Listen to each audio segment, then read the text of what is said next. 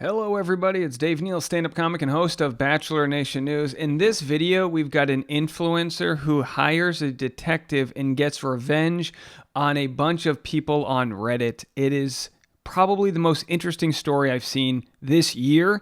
I never heard about Brianna until today. Respectively, she's got a pretty large social media following, just never crossed paths. And now she comes out with a wild story. I'm going to share with you guys multiple clips from a long 40-minute video where she says she found the identity of over 200 of her cyber bullies, and she exposes them. And I'm going to lead with one of the spoilers right now. One of the people she found out was her ex-husband. It's a fascinating and quite sad story. There are some trigger warnings here. She talks about suicidal thoughts and also just all the harassment that she got from a bunch of strangers. And not just harassment, they canceled her from gigs. They tried to get her fired from Airbnbs and sponsorships and book deals. It is wild, but it is totally worth listening to how she took matters into her own hands. Not to do anything wild, but just to say, if you're going to drag my name, I'm going to drag yours. She's literally the Liam Neeson of the social media world right now, and she's not taking any prisoners. So this is what she says here in a post. And again, I totally recommend checking out the full video that she posted, but I'm just going to go through the most interesting parts that I saw, and then we'll discuss it. And the comment section of her Instagram is just as crazy because she didn't share all the names yet, but she has over 200 names and she's just dropping them. And I think she has every right to do so. So she said, for the last 2.5 years, I've been the target of an obsessive, vicious online hate campaign that's successfully dismantled so much of my life. I lost income, reputation, friends, my sense of self, my trust, and for a very long time, my will to live. And one of the people that she confronts is an actual therapist. This just goes to show how deranged some people are online. They think they're anonymous, and it's one thing if it's just a snarky comment or two, but people were literally finding out where she lived, doxing her address, her cell phone, all these different things. But she doesn't share everyone's names. Some people wanted plea deals. It's fascinating stuff, folks. All right, let's get right into it. So this is going to be a video about my personal experience with online bullying and stalking and defamation. And I do want to give a heads up that suicide does come up in this video. So just a warning. All right. And also the video on Instagram has received so many views that it's actually been crashing. So she posted it on YouTube as well. If you think that you won't ever be found and asked to defend the things you've said and done, you are sorely, sorely mistaken. Now, I would also be remiss if I didn't acknowledge that this story sounds like something out of a shitty tabloid magazine or a Lifetime movie. It is so bizarre and so complicated, in fact, that the idea of even retelling it in its entirety has been arguably one of the most daunting things about this entire process. Was hit by a car in October. All right, so this all started because her dog was hit by a car and a friend of hers raised a GoFundMe campaign. I'm going to skip through this part. The thing that people initially didn't like is they thought they were being scammed because it turns out the person that hit the dog was her then husband, her now ex-husband, which she didn't reveal up front. She then apologized when this kind of came out and offered to refund people, and she gave everybody that asked for a refund from the GoFundMe campaign. Her vet bills totaled over $100,000, but because of that, it led to several years of her being harassed and bullied. Low level, albeit still horrible, harassment continued throughout the fall of 2020 until I could not take it anymore. So I left Instagram in November and took several months off with the intention of trying to keep myself alive.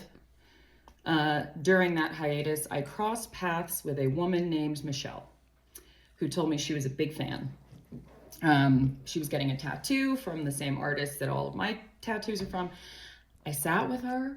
I listened to her life stories. I jumped up and ran out and got her favorite Starbucks drink. And then because I thought she was a kind person, I shared some of the things I was going through at the time. And And apparently I am a really, really bad judge of character, because this woman left that day and took all of the context of our private conversation and fed it to this ravenous, obsessive Reddit mob. And they are obsessive. And we're going to share you got to stick around for the end of this one. Trust me on it. She drops some of the names of the notable people that her detective found out their names. And she didn't, and people accused her of doxing them. People basically got mad at her for doing the exact same thing they were doing to her. And, it's justice, if you ask me. So once I returned to Instagram, it's early 2021, I learned that Michelle is actually contacting all of my sponsors and companies that I was working for at the time, saying that a friend of mine and myself were harassing her. The claim was that we were somehow in possession of and distributing pornographic images of her. So the common thread you're going to see, and again, you'll have to watch the full video, the common thread that you're going to see is a bunch of strangers online making claims that are never backed up, and yet it's enough to get people fired. And this is one of the issues that has existed from cancel culture, is that people have said, it's not cancel, it's consequences. But in certain cases, it's actually a bunch of deranged people online. And sure, 99% of people are not deranged, 99.9%, right? But the people that are, they find these groups and they get together and they conspire. And the pendulum certainly swings too far. After the loss of my sponsorships, which were at the time my only source of income, these people contacted my publishing house urging them to cancel my book deal. They thought they were the first ones to tell them about the truth of Dagwood's accident, which will always be hilarious to me, because that story was included in the proposal that my publishing house accepted almost a year prior.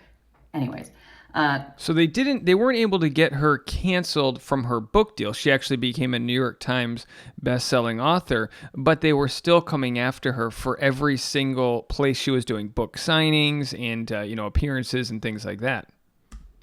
Family members and friends on this subreddit claiming they knew me in real life and sharing things I had done. They claimed to see me out here and there, and her dogs attacked my dogs. She was screaming at me in a slot canyon.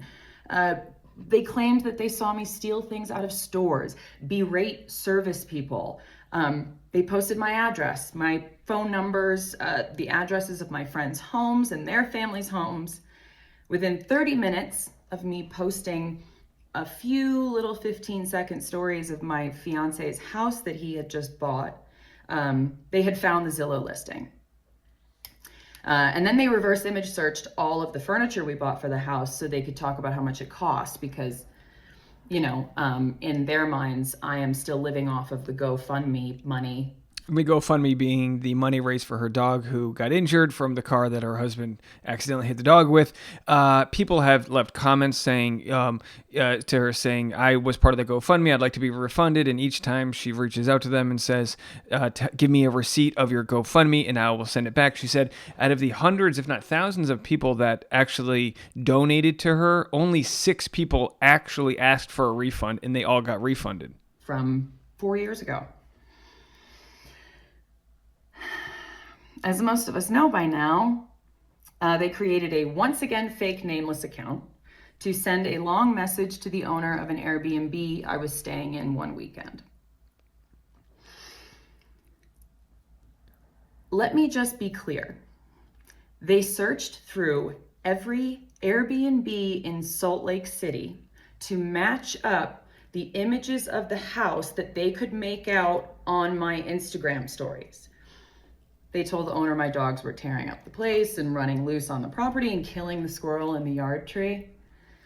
And of course, that I was having a party where multiple substances were being used. Little did they know that the Airbnb was a duplex and the owner's parents lived downstairs.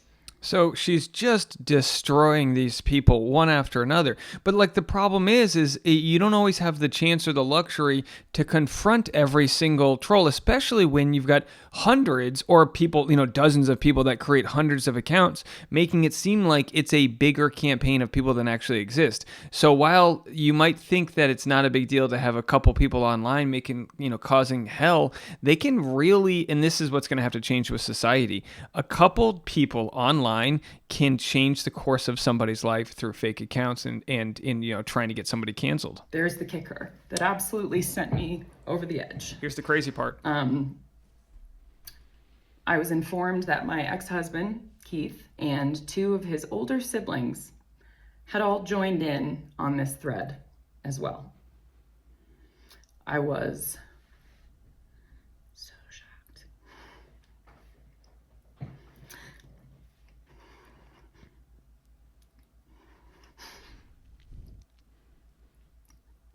For those listening to the audio, she's shaking. I went to protect that man. Changing his name in my book, making sure his name couldn't be typed under any of my photos, removing all images of him, leaving out so much of my own story so as not to overshare his. So the private detective found out that it's not just random nurses and random therapists, but it's actually her ex-husband. This story is wild. Again, I recommend going back and checking out the full story. I'm going to continue to share some clips. I'm going to skip over the clip where she was canceled from one bookstore signing. Just like people didn't do their due diligence. They got nervous that people were writing to their stores, and that this is the problem with corporations. They're so nervous to confront the ideas that some of these things might not be true, that it's easier for them to save face. Everyone's trying to protect their own image. I used to think that a handful of people on the internet hating you wouldn't matter if there were so many thousands of people that were supportive and cared about you and liked following you. But nowadays that doesn't mean anything, because one person can create 40 accounts and send 100 different messages or leave 20 anonymous comments, and suddenly that's an uproar. The best part, these folks never had to say who they were, how they knew me, if they knew me. They didn't have to provide context, photos, proof. They didn't have to say their name, a photo of their face. Nothing. Not a damn thing. And this is something people don't realize, that this happens until it's happened to them. But you're seeing a lot of this. You're seeing this astroturfing, which astroturf is fake grass, and grassroots movements, it's the exact opposite of that. It's not a grassroots movement. It's a coordinated effort by a small handful of people that can literally change the course of somebody's life or community or your career or all these types of things. These people's behavior was enabled by so many different parties. This thread was not some underground, unknown thing. And she talks about that media companies would pick it up and not do their due diligence. And the truth is, this is an insult to the people that should actually be canceled. This is an insult to the people that you want to get justice for if they've done something wrong and you don't want someone's brand to work with them. Or, if there's an actual larger injustice, these types of cases negate the real stories of victims coming out. A couple more clips. I drove to a sporting goods store in the summer of 2021, and I bought a handgun.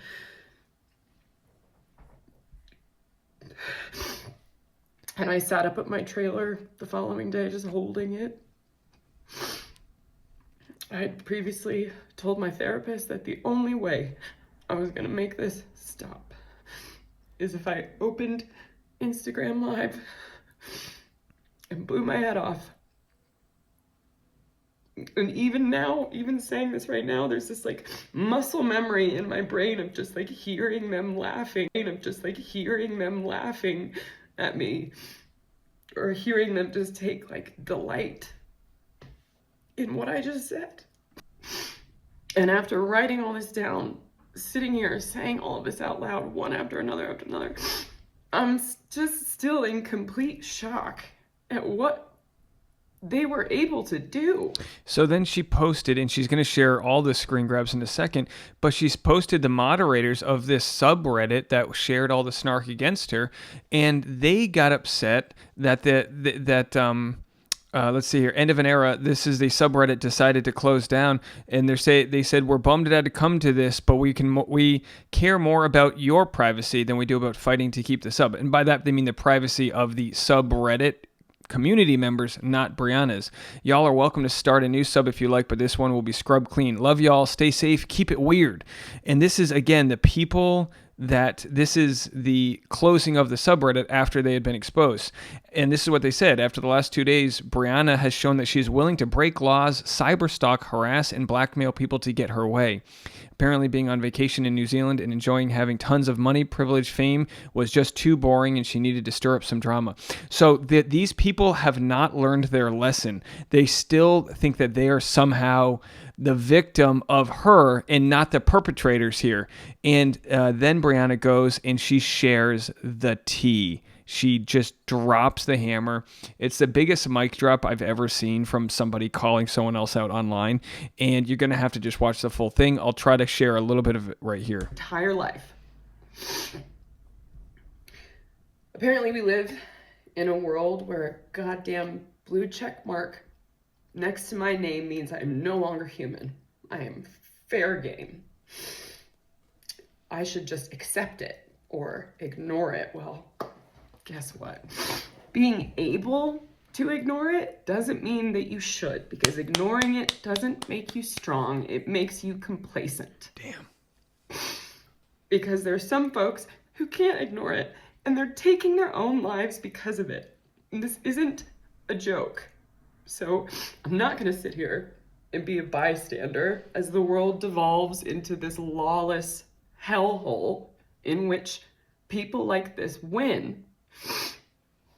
So I am going to take this story as far and as wide as I need to. Go. Because I'm going to make sure everyone knows what this has been like. And I'm going to make sure anyone who ever wants to leave another nasty anonymous comment thinks twice. So then here she goes and she shares it, guys. Without further ado, here is just a few of the people who effed around and are about to find out. And she said more names to come. So people are shaking in their boots right now. They're a part of this subreddit. She shares all these different people. This is Miranda, a scientist from Tennessee. And again, she's not sharing their home address. They're afraid of being doxxed. She's just saying their names. This is who they are. This is Liz. I know you were involved quite a bit, but I do want to thank you for being one of the only ones that asked for proof that I didn't refund people, which were obviously never delivered to you or anyone. So these are Brianna took some names down that either apologized or offered her some sort of deal to make amends. So it's just one thing after another at the end. This is my former sister-in-law, Erica, a former nurse and a mother. She shares, this is Alicia, because she was kind enough to tweet this despite already being linked. So some of these people were so dumb that their Twitters were linked to their Reddits. And we're on the topic of receipts. They shared receipts. This is Rebecca, a therapist from Maine. These are real people, folks. She used a private investigator to find this. This is a moderator. Oh, we just lost it. Hold on. Let me go back here. She said she had... this is Rebecca, a therapist from Maine, and then she had her former brother-in-law, who's a firefighter in Connecticut, Kelsey, a scientist from Minnesota, and then one of these names, I think I just lost it here, was one of the moderators. She decided not to share the moderator's last name because the moderator did a plea deal, which you can assume is giving up other names, but it is a lawless. I mean, this is in my eye. And leave a comment. Let me know what you guys think. I think this is absolutely amazing that she's finding out these other people's names because they effed with her money, her sanity, her health, her relationships, and her character. And I don't think anybody deserves that. Here's her former brother-in-law. We got that part. Kelsey, a scientist from Minnesota. Jill from Canada. She works in disaster response and is a dog trainer. This is Jen, married name, from Canada. Amber lives in New York and works at a shelter. These are all people that were part of the trolling campaign. This is Megan from Colorado, a writer and a mother. This is someone from Ohio who's in service of Jesus. Kara is an avid participant and a mother. These are all different people, and she said more names to follow. You're anonymous on the internet right up until you're effing not. Is it illegal for someone to find out someone else's names when they thought they were anonymous? I don't believe so. I don't believe sharing someone's name is illegal. You're not sharing their address, and Brianna's not telling her sort of audience to do anything with this information. But people are posting some wild things. I'm so sorry for what you're going through. Horrific. I worked for one of the women who apparently orchestrated this. And I will say, don't think for a minute that these women tearing you down are better than you. She owes me hundreds of dollars and I'll never get it. So people are coming out of the woodworks. And here's one of the people that were a part of the snark campaign that issued like a quasi apology. They said, this video didn't show up here for me until today. I shared this on YouTube yesterday, so here it is again. I participated in that snark sub. I'm not sure if Brianna has my name or not, but I don't doubt it because I never tried to hide my identity or be an anonymous bully. And by the way, this is from someone on a private account. I'm very sorry for and deeply regret if my words directly or indirectly caused harm. That was far from my intention. In light of all of this, do regret some of the things I said about Brianna and other influencers. When I started posting in that sub, I had absolutely no idea about Brianna, her suicide attempt, or any of that. And she just goes on and on. This is the part I didn't realize at the time, and I'm very sorry for. And of course, people in the comments says, imagine saying this from a private account and thinking you're actually apologizing. You're afraid to get called out. Yeah, so just the comment section is absolutely wild. And then we have Brianna then followed up with this message right here. Also, y'all, a quick point of... Oh, my boobs came out, I think. That's on par. Georgia, please. A quick point of contention that I also plan to talk about a lot more because of this whole experience is I've seen this comments like this over and over and over again. She's not who I thought she was, or she's not the person I thought. That is not my responsibility to live up to some idea you have of a stranger on the internet. Yeah, folks, you can unfollow if you don't want to be with somebody. And then she said this.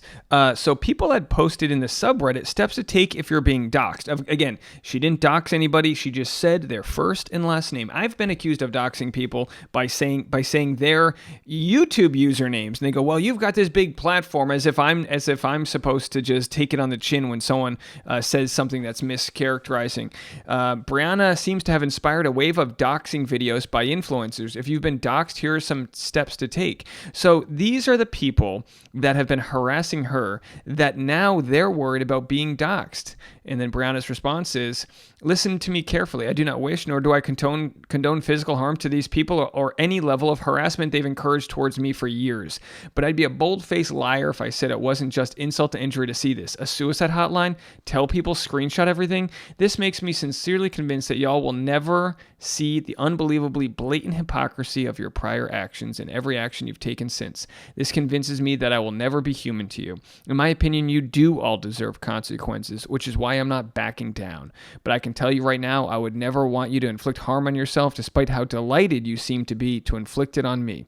Learn from this. Things are going to suck for y'all for a while, but it's up to you to decide how to move forward. Consequences for actions isn't bullying. It isn't some sort of cruel and unnecessary punishment. It seems even now to be the only way you'll ever learn. We have a therapist. Will the therapist will she lose her license to we'll have to see. She says, so someone says, did they really effing end with there is no reason for people's names to be released without their consent? After years of releasing your location, harassing your sponsorship, stalking you, befriending your ex's family, they are crazy, absolutely insane, effing mind-blowing. And then Brianna's response, I feel for y'all, honest to God I do, but I can't believe y'all would just expect me to forget this. What you did was not only cruel, much of it was legitimately criminal, and you're going to pay for that. And let me tell you guys something. This is a wild, wild story. I have no intention of not covering. This is, just with the most the amount, the brass ovaries that she has here to hire an investigator to find out the names of these 200 plus people. This is Liam Neeson, folks. This she says this is like a sad Lifetime movie. This is a movie of the year. This is a incredible story of someone overcoming faceless harassment and really shining the light on an issue that isn't going away until people like her come out and do something about it. So good on you, Brianna, and I can't wait to see what you've got in store next, because I do think people need consequences for their actions. And if there's anyone out there posting anonymous hate, just know what goes around comes around. And I think we need more love out there, and we need more accountability. We need to live in a society that respects others and understands we're all trying the best with the information we have. And it looks like she's doing just that. Let me know what you guys think. Leave a comment. Fascinating stuff, and more content coming to you. I'll have more content on the Bachelor Rush Hour podcast this afternoon. So check that out.